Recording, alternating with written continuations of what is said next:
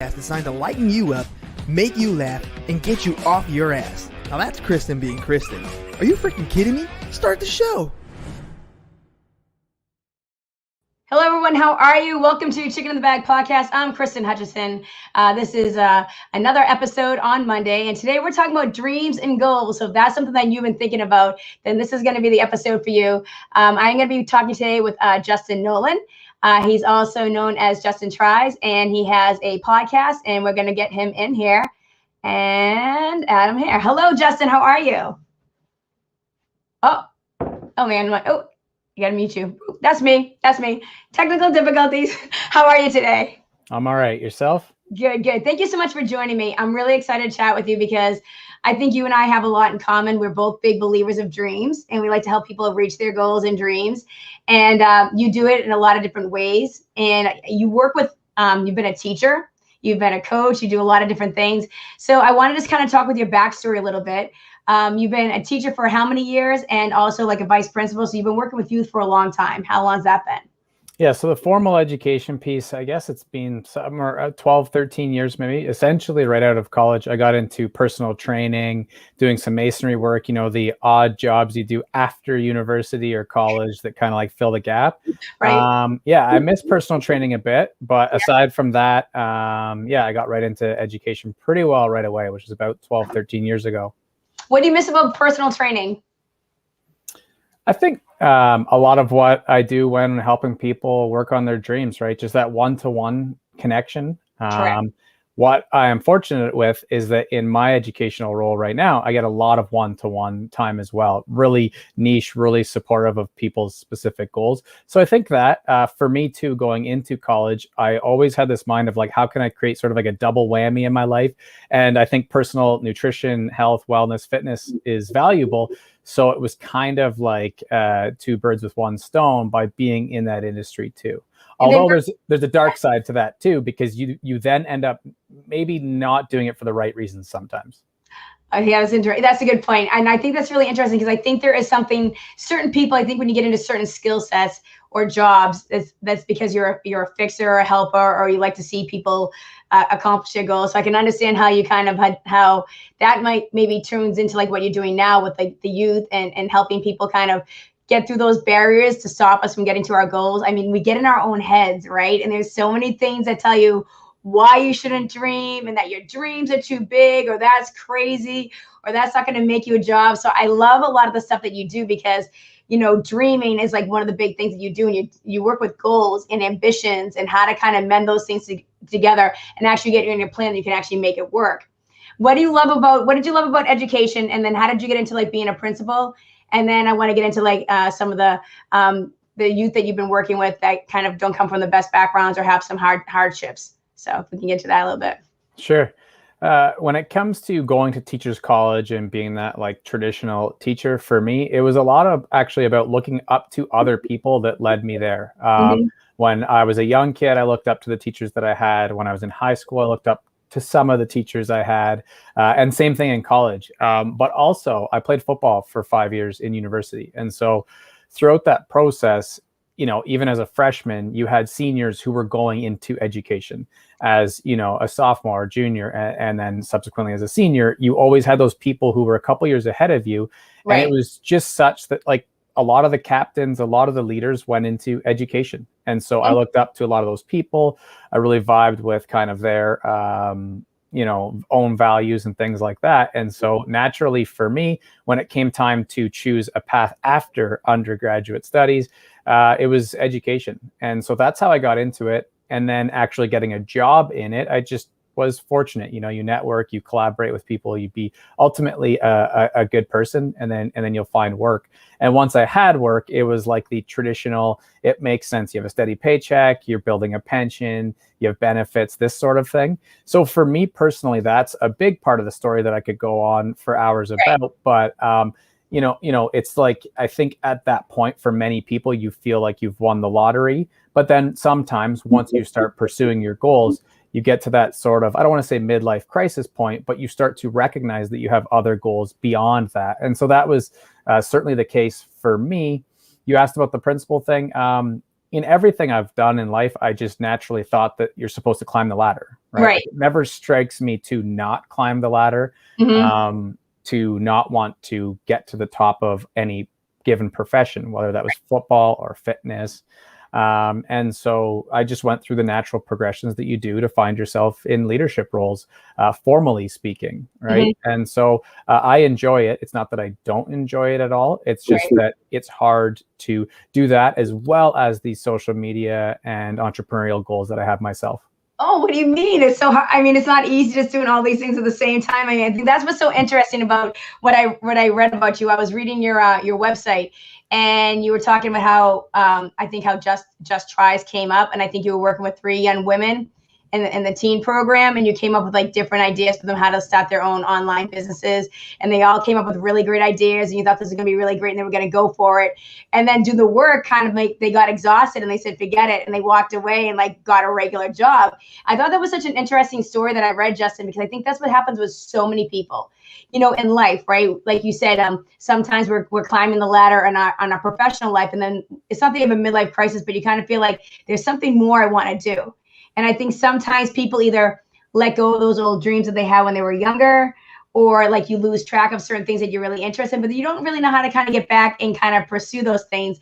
And then if you do have responsibilities, it's a lot of work kind of sometimes pursuing your passion on the side and still maintaining your home life and your job and still going through that. So that's what I think that's such a great point. Can you talk about like the youth that you work with? Because I think that's interesting to hear about the teens and the teen program that you started. I thought that was really interesting. Sure. This is the fun thing about doing these collaborations, is that it's almost like each topic could go on for so long. I know. So yeah, you know, feel free to ask follow-up questions or stop me at any time.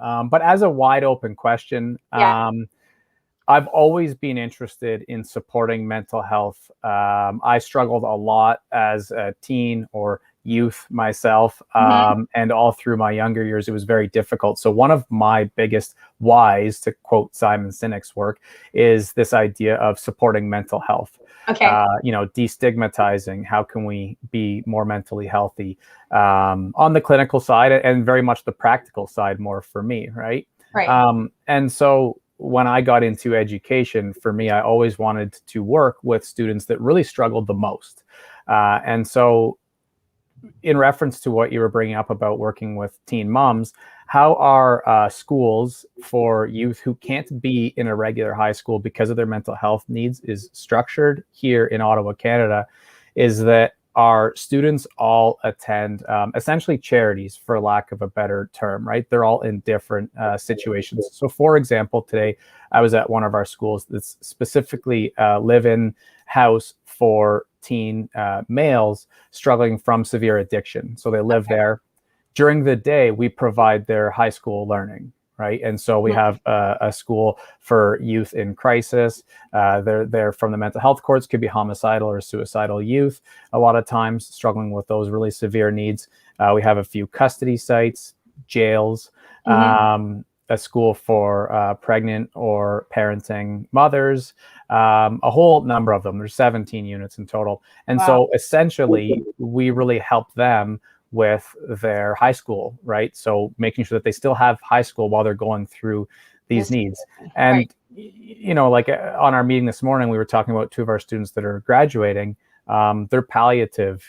We have a school at the hospitals, right, for kids just with physical and health related needs. And even though they won't make it, we will still make sure that they pursue their educational goals and their life goals while they can, right? Because why not? To go a little bit micro, for me in particular, I support them with workplace, career, and entrepreneurial goals. And so that's why I have such a big focus on, and probably hundreds of times now have helped youth with really figuring out what their passion is and how they can essentially make a living from it.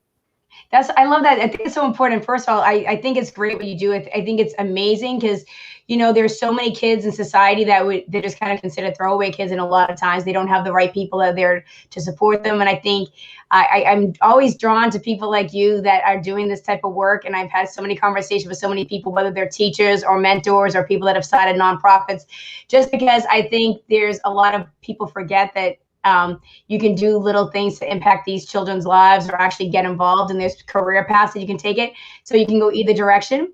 And to see that there is a program for all these kids, which is great, because it might be the difference of that kid being stuck in that society like that, in that trap for the rest of their lives, and having someone that has a growth mindset or opens up a dialogue and lets them kind of like be like, oh, I didn't even realize that, or okay, you're not telling me this is crazy and you're giving me the tools of how I could make it happen, I think is so helpful, because we just sit there and tell everybody, especially teens, like we don't give teens enough power over their own lives sometimes. And I really think that, some of them have a lot of really great ideas and they really know themselves. And if someone can encourage that, you could actually put them on that right path, instead of maybe having them go through this whole career journey that they didn't even like, and then be at 30, 40 years old and be like, what the hell, I'm so miserable. This is not what I wanted to do.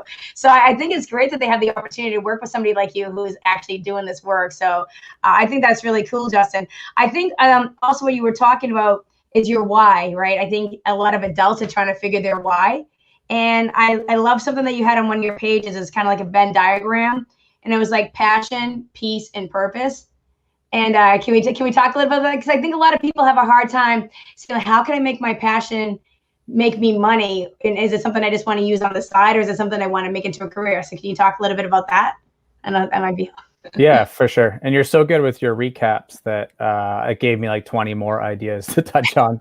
But yeah, so I think where that connects back to is how I really started doing this. And as you mentioned, having time for me to do it was, and when I say it, I mean like using social media and having entrepreneurial goals and connecting to my own passions and really going through the work to ask myself, well, what are my own big dreams? Why am I helping other people achieve theirs if I don't even know mine for sure, right? And I haven't run them through the filter of, does this qualify as a big dream? And what does that even mean? And so, yeah, when it comes to the why, which I have kind of two versions of it. It's to help, as many people as possible improve their day-to-day mental health, right? And then if we go a layer deeper, then it becomes a little more like, how can I help people pursue their big dreams and really own their big dreams so that it improves their mental health? For some people, I think that could be a very big monetization thing. I think a lot of people, if we're being honest with ourselves, it tends to be. People will say, no, I don't want to mix my painting with money, but that's usually some kind of dream blocker getting in the way, right? If you're like, wait a second, so you're telling me that you have to work 70 hours a week at the grocery store, and then in the extra time when you're painting, maybe you'll make money from it sometimes. It doesn't really usually add up, especially in the music industry, right? Like, oh no, I just make my songs because I like it. I don't want to mess that up. So I'm still going to be super tired from the shift work I'm doing. If you dig a bit, that's not usually the case, but it could be. So the way that I like to explain it is like two bar graphs, and one is your job and one is your passion. And what we can do is say, well, your passion's going to make $0. That's fine, but let's make sure you're still doing it as a daily habit. And over time, if you want, we can continue to inch up the bar graph that is your passion and inch down the one that's just your job that's paying the bills, and they can kind of meet in the middle. And for a lot of people, I find that meeting in the middle is great, right? When you have a half passion-based life and a job as well that keeps things a little bit structured and a little bit safer, that's okay. But you never know when the passion one's going to pop if you really stick with it and that sort of thing. And when it comes to the why, for me, for sure, it's just trying to make sure that people realize that we have a lot of time, 168 hours in a week. If we can figure out how to do our really number one passion at any given moment every day, that it gets pretty hard, short of clinical struggles, to not be mentally healthier, or at least give us a better chance of being mentally healthier. I think that's great, because I think that's what a lot of people don't realize. Like, I don't know, I think dreams, to me, it's almost like it keeps you in tune with like your child. And I think that imagination and your creativity and that childlike mindset is so important. I think, especially when it comes to mental health, you know what I mean? Because I think when you're in tune with that side of yourself, you almost have like a little bit of like a wonder or an excitement, and I think it can kind of help you get those little endorphins going on that you need in your system and kind of lift your mood up, or your elevation. And speaking of music, as a bartender, I get to see so many people that have passions, whether they're doodling at the bar or like an open mic when someone gets up and plays music. And I love cheering somebody on to get up and do like the open mic. And when they don't know if they want to get up with their guitar, they got it with them. And they're like, I don't know, I might just watch. And it goes back to what you're saying. I'm like, why don't you just get up there and play a damn song? And I think it's so important, like, whether it be like, okay, I'm working and I have a great job, but I used to love playing the guitar when I was a kid. And you pull it back out and you go to a place maybe on a Wednesday night and you play a song, you know what I mean? But that might actually be like, wow, I missed this. And it kind of like sends all those like feelings and makes that imagination like wake back up again. So I think that it's so important that, no matter what age you are, you have that conversation once in a while, like, hey, am I really, doing everything that I want to do? What did I really like when I was younger? And like, can I still be doing that and still have my marriage and my job on the side? Why can't I? And I think that's such a great thing. And I love the fact that that's what you're doing, not only for youth, but you also work with adults that are trying to kind of tap back into that passion, that why. So, Yeah, and that's one of my big interesting things. I know you're a Gary Vee fan, and he talks about how his personality type is to have a whole ton of balls that he's juggling and plates, and it's okay if some smash, and you just keep going, keep creating, because that's your personality. I kind of am in the middle because I really do like some focus at a given moment, which is why I came up with that just tries idea, was that it gives me focus for a period of time. So right now I'm really interested in online business and trying to, break down the myths of that and help people understand online business. But I'm super excited for when I go into something like modeling or singing, because it's going to show people that, growth mindset from beginning to end. But it also allows me to focus for a little bit, which I think is important when it comes to learning. But for the passion-based kind of attempts or whatever, like you said, why not get up there and sing your song? Is Israel Adesanya, who's one of the best MMA fighters of all time, but currently, like, he's a champion right now. I saw an interview with him on Saturday night, and he said that he wanted to touch on a lot of things. He's a really good speaker, but he said, I want to touch on this idea of cringe. He said, people use the word cringe, and he said, I've noticed something. People use the word cringe when they're scared to try something and they want to judge others for trying it. Like, so if you've never used social media and you open up your first video, if you go back on my YouTube to the first one, you'll see an example of cringe, right? But that's the early stages of the process. Right. And I think being vulnerable in that moment is super important. And maybe Calm will hit you up and give you some money for this quick little plug. But the Calm app has an episode with Matthew McConaughey, and it's called Wonder. And I don't know if you've ever used the Calm app, but it's really cool. It's like sleep stories for kids, right? Yeah. And so his story Wonder is about 45 minutes. My daughter listens to it a lot every few nights. And that's the whole story, is like, how do you recapture that sense of wonder that you've lost from when you were a child?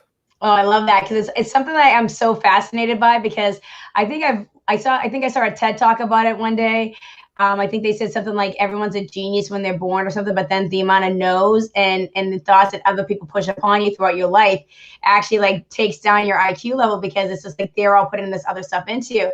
And I think that's so important. And I was actually really lucky to have a mom that allowed that wonder and didn't stifle it, which I'm really grateful. And I think that's one of the reasons that I want to bring it to adults sometimes, because, I was never told that that's crazy or don't do that. It was like, okay, experience it. And I think the reason I love that cringe story, because I always use that with fear. You know what I mean? A lot of people will use it to hold them back or push them forward. Like, I like to use fear as a way to kind of like get those butterflies in my stomach and make me do it, where other people are like, ooh, that doesn't feel good, and they'll stay back and not do it.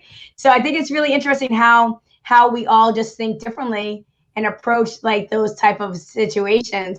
And I want to really listen to that story, because that sounds really interesting. I think it's so important to kind of let people do that. I like another thing kind of on the cringe and stopping yourself from doing things. You made a post and you said, don't get stuck in preparing to live. And I think that is like such an important message, Justin, because so many people, like whether you're struggling with imposter syndrome, or you're struggling with perfection, or, especially like with musicians, I think it was about musicians not letting that music die before they even let it out and let anybody hear it. Like, I love that. Can you talk a little bit about that concept of why you wrote that? And do you do music at all? That's 3 questions. It's good. This is a comedy-ish podcast, right? Okay, so let's go in reverse order. So Yeah. do I do music? No, not really. What I do is weekly in our jail for youth. Okay. I have a lot of youth who are really, really talented musicians and hip hop Okay. artists. They can write so well, they can sing, and they can rap. And so we have a program where every Thursday morning we bring in a local hip hop artist. His name's Just Jamal the Poet. He has spoken word poetry and hip hop, and he teaches songwriting and how to record and all the process basically to the hip hop world and the industry, right? Like kind of giving them secrets and tips. So I do that with the youth. So you learn a lot through osmosis, sort of. I always participate. And then the rest of the day, so every Thursday, we spend it just making hip hop music. So that's the extent of my music background, but I will be doing it someday because God willing, it's definitely on my list of tries, to put that couple hundred hours into, can I make some music, and how hard is this? And one thing that I'd like to touch on with that is it's very hard to come up with a brand like this and not be patronizing too, right? Because I look at someone like Russ, who's created music for 11 years. Yes.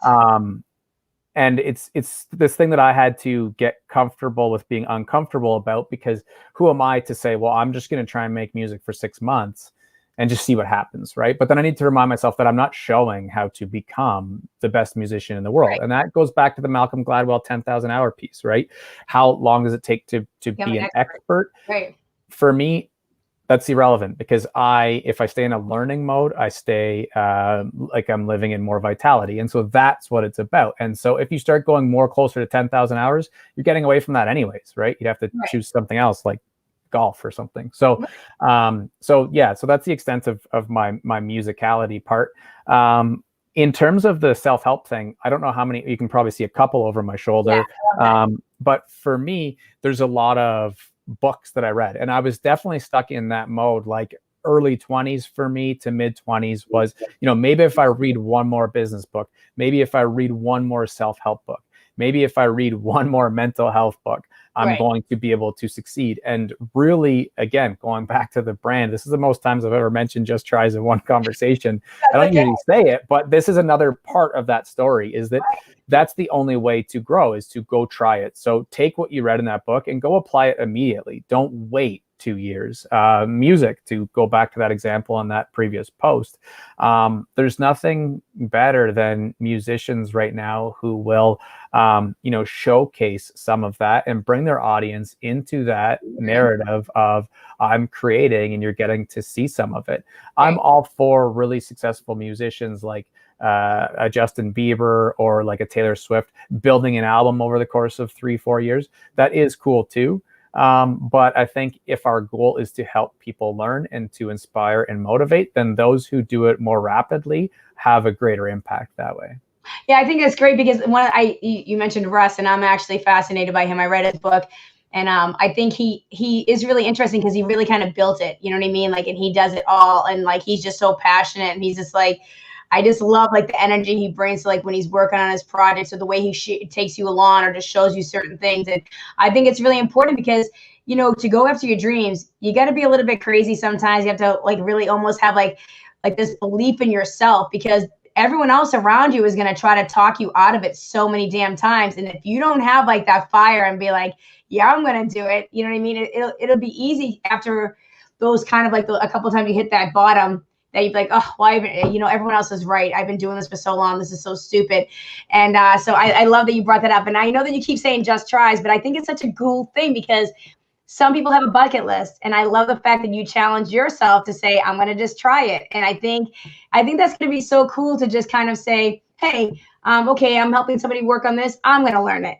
And I think that's what a lot of people don't realize, is that, learning is part of the joy of life. I think a lot of people think like, all right, I already went to school, I'm done learning. But I think if you're open to keep learning, and it's amazing what more things you can learn even as you get older, that might actually reignite that little excitement in you, that you might be like, oh, I never knew that I liked this, or I never knew that I was even interested in this. But if you're opening yourself up to learn new things, it might open up all different like little boxes you didn't realize. Yeah, for sure. And again, for me, it goes back to that like really basic why of helping people and society at large with mental health, because when you are excited about learning and working on whatever you're continuing to get better at, I really am a big believer that and generosity, like when you are in the mode of giving or you are in the mode of learning, in those two spaces, it's really hard to feel anxious or depressed or stressed. Right.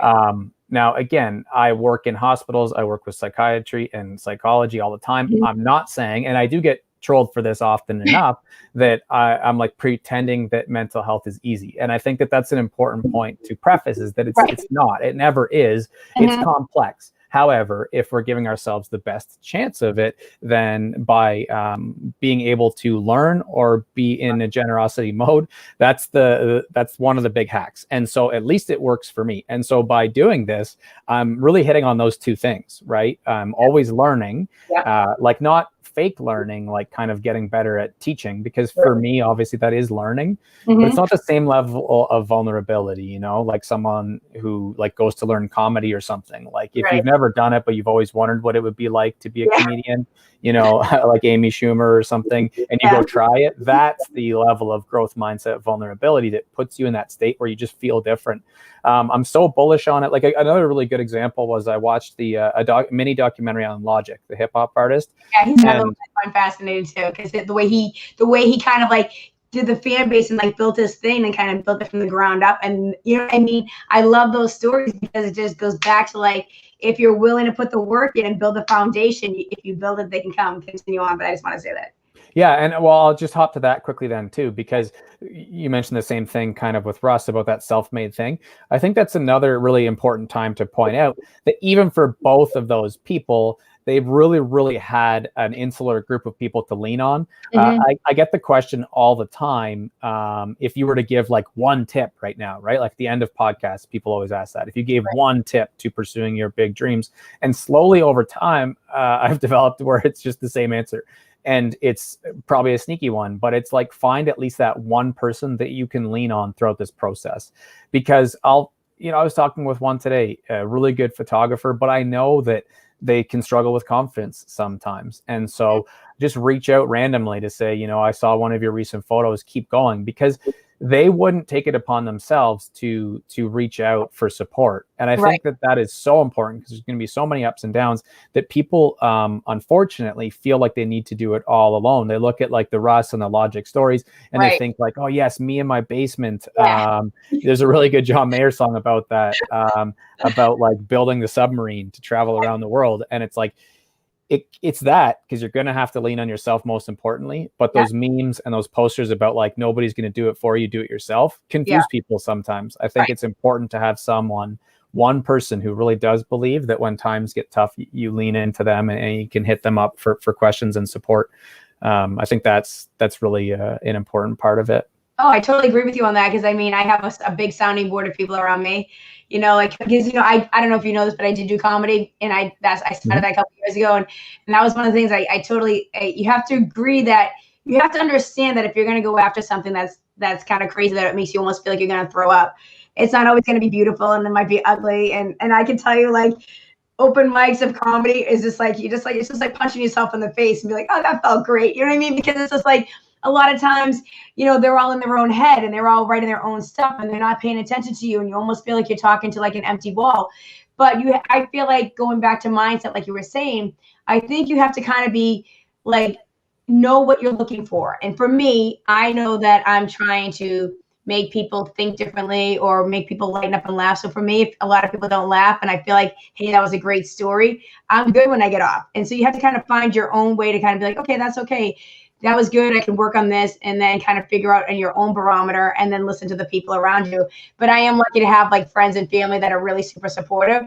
So it's nice to have a sounding board when you're kind of in the thick of it, just going after your dreams, because there's going to be days you're just going to be like, forget it. I'm just going to give up, you know? Yeah, absolutely. And for sure, for me, one of those things can be people that you don't know, right? And I think that's also interesting too, is that a lot of our sort of, in mentoring people, I do an exercise where I say, let's put some people in like a mentorship category for you. So you at least one, but to categorize, I will say, like, let's make sure you have at least one mentor, one mentee, and then someone that you're competing and collaborating with are a bit of both, right? So on that same level. So like someone above you, someone below you, someone kind of on your equal, but then a hero too, which is one that I really like to throw in there, because you're going to have that big hero. Like, let's say it's in the acting space, right? Maybe it's Dwayne Johnson, and that's the big one. So you're probably not going to call him every time you're struggling right now if you're just starting out, but that's the one that you look up his content on YouTube. That's the one that you think about when you're struggling. And so you kind of have those 4 people that are playing those roles for you. Oh, I love that. And for me, going back to the idea of the just tries thing, the other thing when it ties into mental health is you don't know what you want to do until you try it. I think that's the most important part. People will say, I want to be a comedian, I want to be a hip hop artist, I want to be a dancer or a fitness guru or whatever. Until you are intrinsically appreciating what that feels like, you don't know just from looking at other people do it. And I think that's why that part's so important. And for me, when it comes to sort of the heroes piece, in my adulthood anyways, there's this motivation for me that exists by having lost people, whether that's close to me, but to just go to my heroes for a split second, I would have loved to interview Randy Posh or John Taylor Gatto or Sir Ken Robinson, who may be the video you're referencing earlier. Yes. But they've all since passed, right? So for me, it's this, sort of capturing this energy of like, you never know when our time is up. So instead of treating that as like the dark side, let's find the positive in it and continue to strive towards achieving our dreams, because why not? Yeah, why not? I love that. Well, I'm always like, why can't I? Like, why can't you? I'm so sick of people telling you, like, there's a lot of people out there telling you what you can't do, right? But then ask those people that tell you what you can't do, or that's a crazy dream. Like, what have they done? You know what I mean? So if they're just getting up and going to work every day, I don't know why you're asking them. Like, I had this conversation with a friend the other day, because, when you're kind of trying to do something and people around you don't really understand, like if they don't understand social media or the opportunities that you can make through this, right? And you're trying to tell somebody, they're like, what are you doing? Like, they're like, I don't understand what this is all about. It's because they don't understand it. And instead of letting them defeat you, find the person that understands social media or understands what you're doing and listen to them instead, because the people whose voices you put in your head are going to be the ones that are going to keep you kind of going. So I love the fact that you say the mentor, the mentee, the hero, and the what is the other one? The competitive. Equal, yeah. Equal. I love that. That's such a great thing. I'm gonna remember that, Dustin. That's a great little nugget. There was something else I want to ask you about. Going back to like comparing yourself to other people, right? It's been done before. That's another thing that so many people stop their dreams, because they're like, oh, there's already 5 gluten-free, people on Instagram, or there's already 1 million, right? And I'm a big believer, maybe there are, but they're not you, and you're unique. So how do you help the people with the it's been done before question? Yeah, for me, it first comes down to what is the real truthful ambition, and that's probably like a 1 or 2 hour conversation, right? Minimum, right? Maybe two 2 hour conversations at times to truly get there with people, especially if they're, if they've been blocking their dreams for a very long time.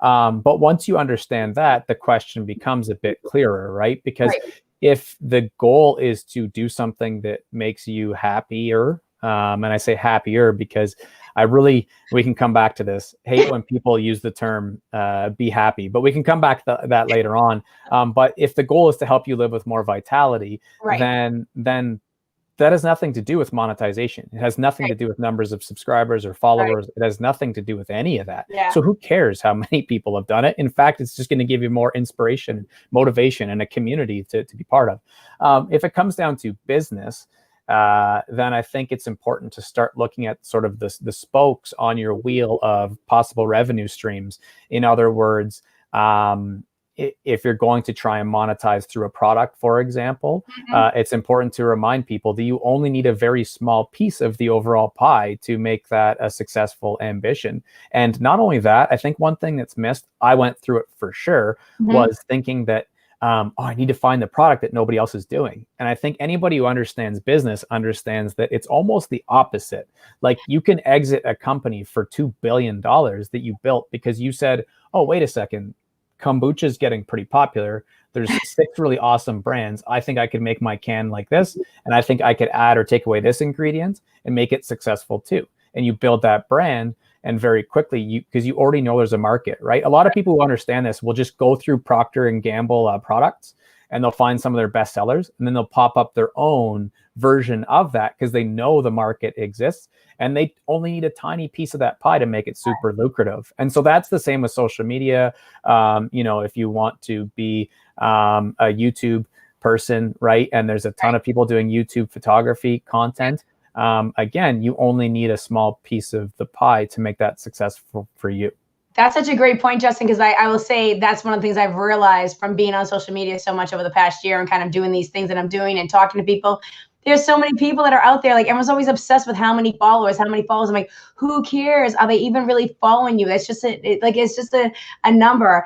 And then I'll look at people that actually are having huge businesses, and they're running like specific things, like you said, like they said, okay, everybody needs to learn how to do this. That's what I'm going to do everything. And they're doing great for themselves. They're working for themselves. Or I saw a video the other day about products on Amazon, right? And they just say it doesn't matter. Or a song, like I think somebody said you can just take certain things that are already on YouTube and repackage them and still put them on a page, and some people will still subscribe to your page. So I love the fact that you're letting people understand that. That's such an important thing for anybody that's listening to understand that. It doesn't matter if there's a million people already doing it. You can still do it because there's a lot of people out there, and they might gravitate towards yours or just tap into your product. So that's okay. That is such a great point. Another thing I want to talk to you about, this is something I'm obsessed with, is I think you did a post about the maze, right? We all have our own maze.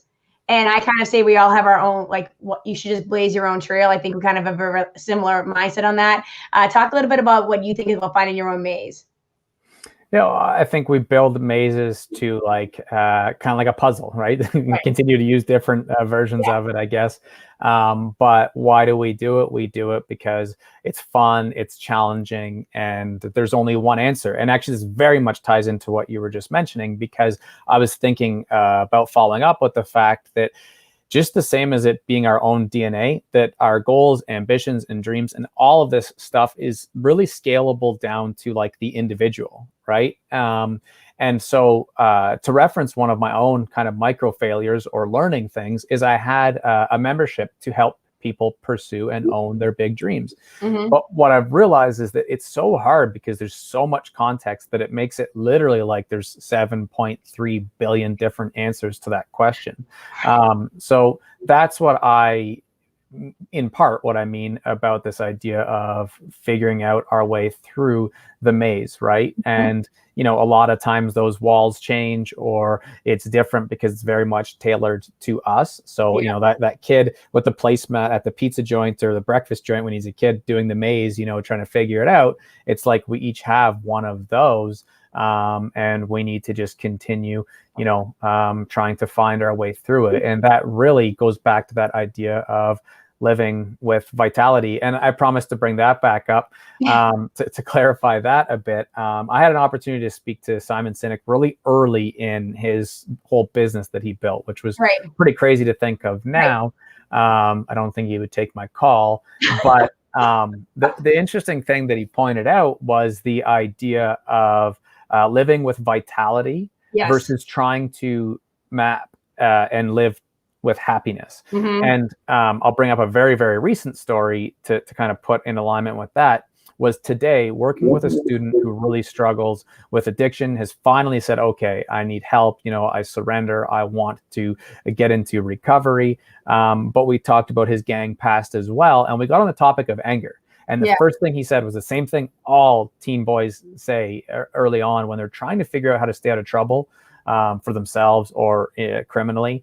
And they'll say something to the effect of like, I just need to learn how to control my anger, or I need to learn how to stop being angry. And like, I always catch them, and it's scary for me to hear it now, because I know people who don't embrace and love anger just as much as they do happiness are going to struggle. And I think it's the same with sadness, right? And so these emotions are so important to understand how to use them, right? And so breaking this down for this kid today, it took me over an hour, and I'm not sure that he still fully gets it, but it's like, no, once you get that anger, like, embrace it, enjoy it, and put it into your poetry, put it into your painting, put it into your music, put it into your boxing, put it into your fitness, put it into going for a run, whatever it is. Let's channel it. Like a Mortal Kombat character, and kind of like push it back out, right? And so I think that's the most important thing to point out. And sadness is a great example, and that ties it back to that Simon Sinek one where he said, you can go to a funeral and be living an amazing life of vitality, but you're probably not going to a funeral and feeling happiness. Right. However, it's important that we just pave our lives so 365 days a year we can operate with vitality, not necessarily happiness. And I think that's an important thing to point out, because I went through a very, very long time, maybe 15 years, where I was always wondering, what's wrong with me? I'm not happy. And it's a tough thing. Yeah, I love, you touched on a couple of things that I just want to, like, oh God, I'm trying to remember them. Okay, so first of all, like, I know kids, I think happiness is a trap because of the word, right? And I think that I love the fact you said channeling the different emotions. I think it's so important. I think that's the problem with what we're doing with society. We're trying to bubble wrap everything or make everything fair and equal and nice and happy. But unfortunately, that's not how the world works. And we all have a variety of emotions in us and a variety of different experiences. So I always like to say that I'm an optimistic realist. Like, I understand that there's ugly, good, bad, and I'm going to have good days and bad days. And I understand that. And I just, okay, but I just don't want my bad day to be a bad month. So I kind of will feel my feelings. And I think one of the things that I think is important, like you said earlier about mental health, I think mental health is so important. But I also think that mental toughness is an important piece that we don't really adapt and bring into the conversation, because, okay, yeah, you're going to have bad days and you're going to have a variety of emotions. And I think that when I grew up, I think Mr. Rogers was really good about talking about all those different emotions that you had. He really explained them and let kids kind of feel them. And we don't really have those discussions as much as we should be, because if kids can understand what that feeling is, maybe they can learn how to channel it better, deal with it better, and then understand it. And as long as you can understand it, then you can kind of like embrace it and be like, okay, this is how I'm going to deal with it now. Like, like you were saying, okay, go for a run. If you have a kid that's having a temper tantrum, hey, you're frustrated right now. Why don't you go do a lap around, go do a lap around the house, or, go do something, and then kind of calm down and then come back to the table. If you're going to sit there and try to keep having the conversation when they're in that thing, what's going to happen? It's just going to blow up and just get out of control. So I think that's such a great point, to kind of have the dialogue to help people understand those different feelings and emotions and how to use them more properly in your own life, because then you'll understand yourself better. And then maybe you won't beat yourself up so much about the different highs and lows or where you're at certain days of the week. Well, for sure. And normalizing it so that it's just part of being human, right? And that's where it ties into something that I've really become interested in the last few years because of the work I've done around addictions. And it's Russell Brand is probably the face of kind of this part, because he's done so much work in the world of addiction and recovery and making it more of like a mainstream popular topic as opposed to just a medical field topic. And, one of the things that he speaks on a lot is that we are all addicts. Every one of us. He talks about how for him it was heroin. So he considers, you think about the idea of seeing things not necessarily with rose-colored glasses, but as like a vitality, like positive silver lining. For him, he talks about how because it was things that were so severe, it really helped him because it became such a big red flag. But somebody who struggles, being addicted to something like Netflix or something really positive like exercise or something, it kind of, but it still keeps them in that low grade feedback loop of needing it to feel good. They can struggle like that for 50, 60, 70 years. It's crazy. And so anyways, just the idea that our emotions make us human. And so we should all embrace all of them. And it's the same thing with this idea of just picking our habits and trying to continually shift these sort of negative-ish ones for more positive ones. And just over time, it's just a never-ending battle, as opposed to it being like one-off things, I think is important. Yeah, I think that's important because, we're all complex and we all have a lot of things. And I love the fact you said that everybody is an addict, because they are. It's, I always say, like, an addiction, people have addictive personalities, and sometimes it's the variety of where yours are. Some people are better at recognizing it than others. Like, I realized that alcohol and I weren't going to be friends at a young age, and I chose not to embark on it. But I'm a bartender, so that throws people off all the time when I'm over there pouring drinks and I don't drink. They're like, what do you mean you don't drink? And I'm like, I just realized it's just not something that really does well with my psyche or my personality or just my mental health, So I just recognized that, and I was lucky. But you watch a lot of people, and that's why when I deal with people that have had addiction problems and I'm trying to talk to them and try to encourage them, I'm like, don't beat yourself up about your process or your past. That was your past, okay? You did the best you could. You got yourself in a situation. But if you're trying to be the best version of yourself and heal yourself, let it go, because no one's going to yell from the top of, hey, I'm an addict, or hey, I have 10 drinks a day, or hey, I have to run this much. And you know what I mean? So like, I think that's so great that you said that, because so many people do hold on to so much trauma or like negativity on themselves because of just a situation that they got themselves into, and a lot of times it really wasn't your fault, because it could be a genetic issue or it could be a trauma issue. So I think taking away the stigma on that is so important. It's a really great conversation that we should have more of also. Oh, for sure. And I know Jim Carrey, I've seen a lot of people on TikTok or Instagram repurpose this one clip of him.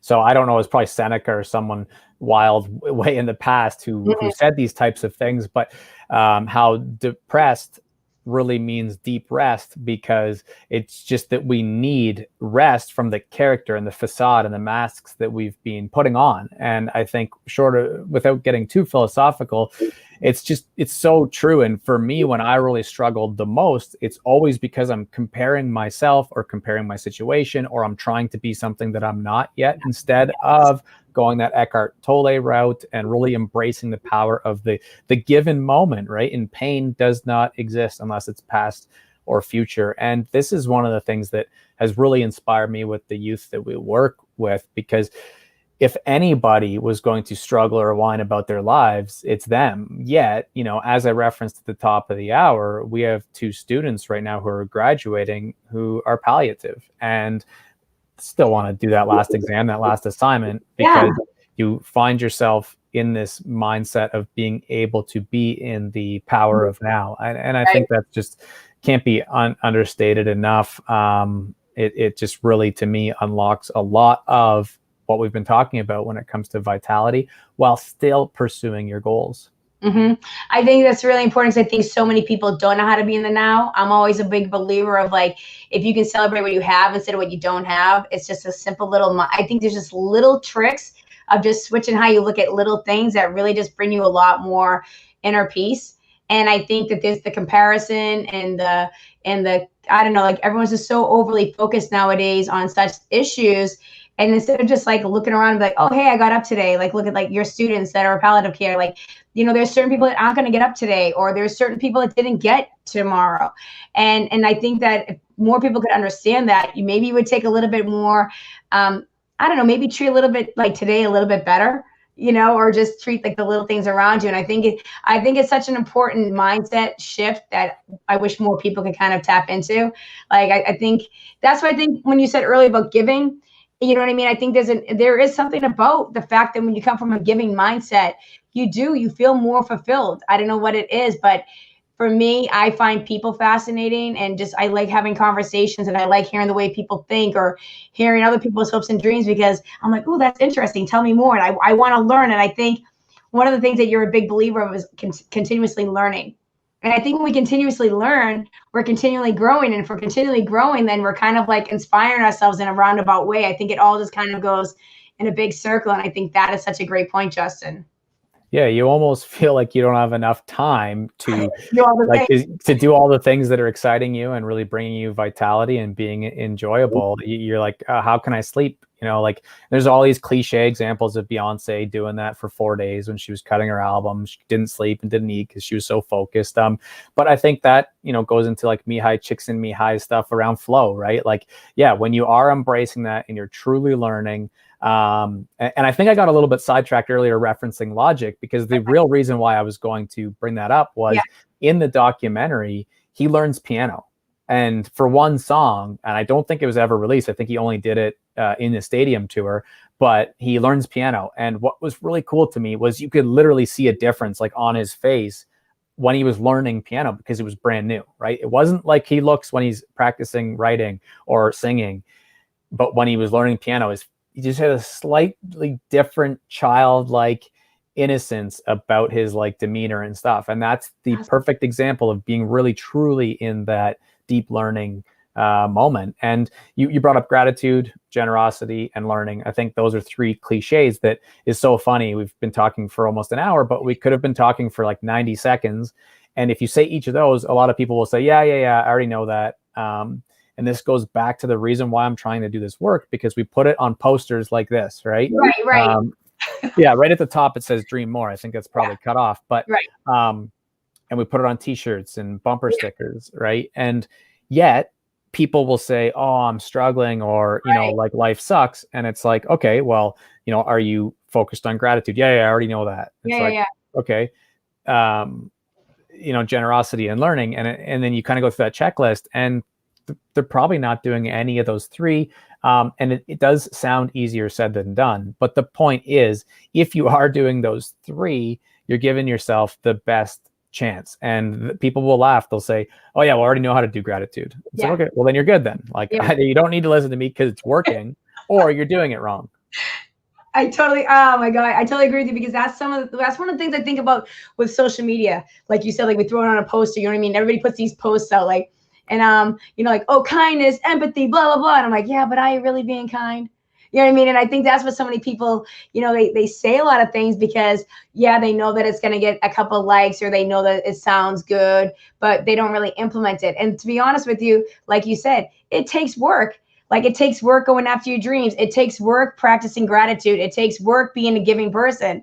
Like, a lot of this stuff comes with $0 back. You know what I mean? But it might not have $0, but it might have a big different effect on you. And it's kind of interesting because I think that that's what so many people don't realize. To me, sometimes if I did a set, and even if I didn't get a lot of laughs, if one person walks up and goes, "Oh my God, I never thought of marriage like that," to me, I'm good. You know what I mean? Or if I do this show, maybe it's not a top 100 podcast, but you know what? If I get a DM from somebody that says, "Oh, this really helped me. I didn't think of it that way," I'm like, that's awesome, because I know that it put a thought in somebody else's head, or maybe it made somebody else, think differently, or improve themselves, or look or feel a little bit more hopeful. So to me, I think in a day like in an age like today, where everyone's in this constant struggle to be happy and perfect and show the highlight reel, I think it's good to have conversations about what the backstory is. How do you really do it? How do you really make this happen?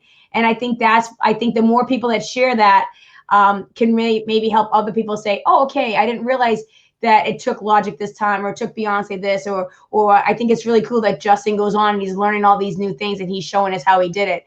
So I think that's all fantastic stuff, and I really appreciate you sharing your journey and inspiring other people to embark on their journey too.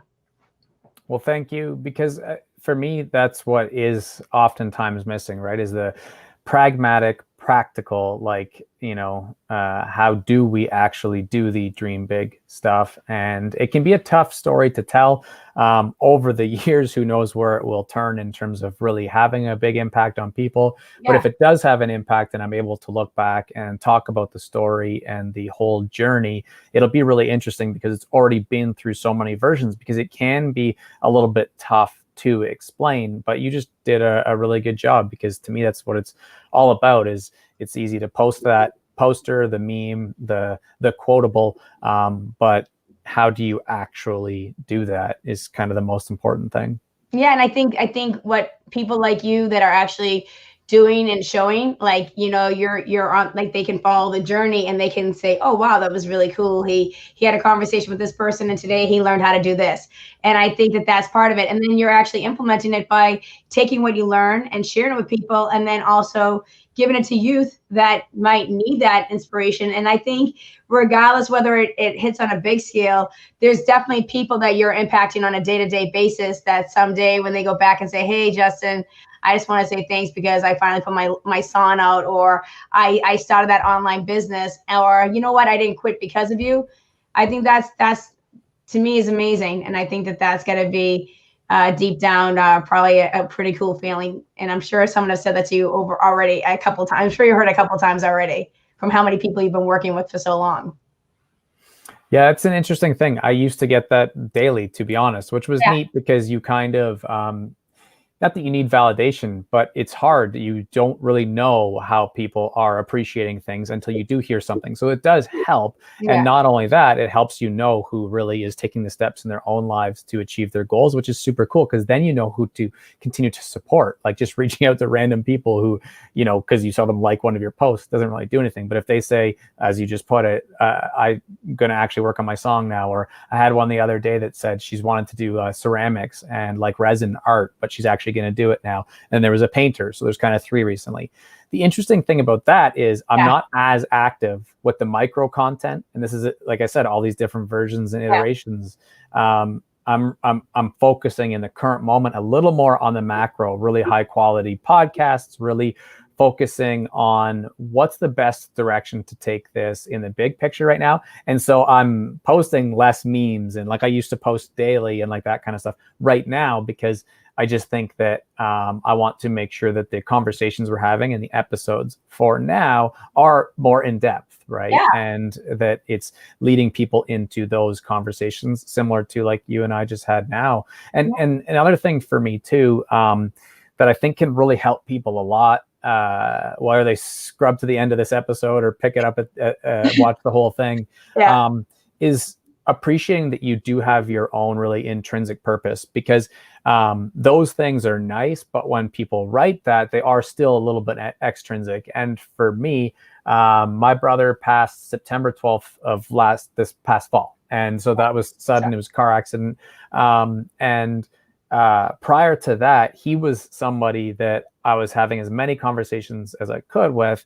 And we were really, really getting close to helping him figure out those 2 bar graphs we were talking about earlier, right? Like this idea of if you can figure out what that passion is. And for him, it was video games and it was golf. Like those were the 2 main ones. And we were working on, well, how can we craft this plan so that those become a greater portion of your 168 hours? And so I'll have that power, back to the sadness idea, and using it as a benefit as opposed to a negative.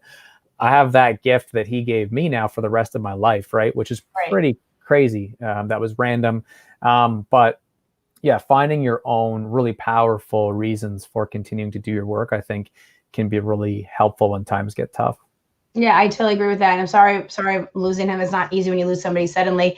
And but I mean, I'm sure there's some of those conversations that you guys have when you're kind of trying to work that out, that at least you have those conversations, and like that you put that time and energy into like the time with you guys, because that's like the now, like you were saying earlier in the show, like, you know, take advantage of those opportunities that you have. And so many people forget that. And then, you know, something like that could happen. So that's unbelievable. But, you know, I just think, Justin, going back to like everything you just said, I don't even care about if it's the macro or how much you're doing. I think that's what people have to understand, going back to like what works for you.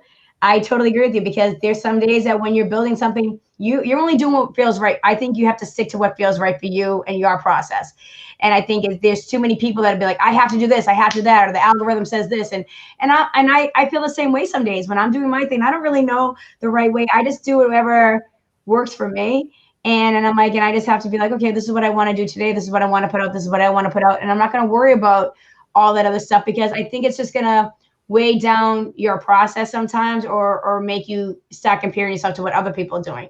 So I have to kind of like not worry about the likes or this or that, and just put out the things that I have, the conversations that I want to have, and put out the information that I want to put out, and then and go from there. So if anybody takes that out of this conversation, is don't be afraid to dream big, allow yourself to all the different feelings, and find your own maze and works what's well for you. Anything else you want to add for anybody before we wrap it up?